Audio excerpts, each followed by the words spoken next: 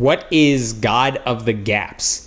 This is an argument that people have used for a long time, where you might ask them, why do you believe in God? And they answer that, God explains these things that we don't understand right now.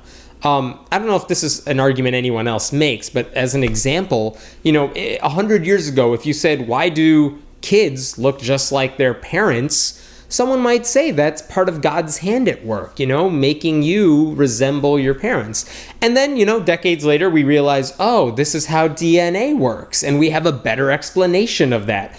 All of a sudden, people used God as an explanation for how something worked. We found a natural explanation for how it worked, and that takes away the need for God in that place. So God fit into that gap, and now science replaced it. So where does God go? Well, God goes into another place that we don't understand how something totally works.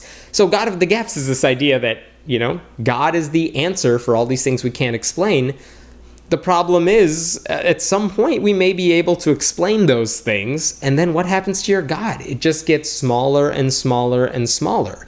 So that's one of the arguments against, religious people who use God as an explanation for what we don't understand. And that's another problem with it, which is to say, I don't know how this thing works, therefore God did it. It's like, really? That's the first response you're giving? That's your first idea? Like, I don't know how it works, so it must be the God I believe in. That's a pretty big leap to make there. Like, let's look for some other explanations. God is not at the top of the list of, what could explain this thing. And you know what? There are some things we may never be able to explain. But even there, like, where did the universe come from? I don't know how it all began, but to all of a sudden jump and leap forward and to say, well, we don't know where it came from, so it must be God. That's a big leap that discredits any potential theory. How did life begin to form? Evolution aside, where did life even come from? Well, God must have started it.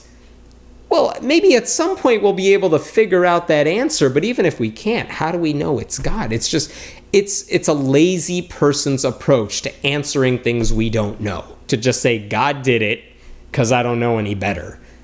And it's just a bad explanation for religious people to use.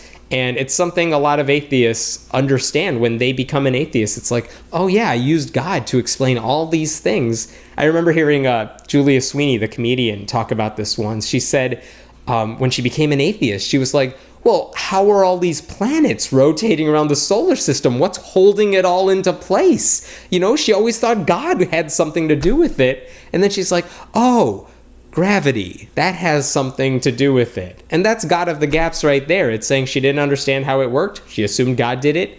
And then a better answer came in its place.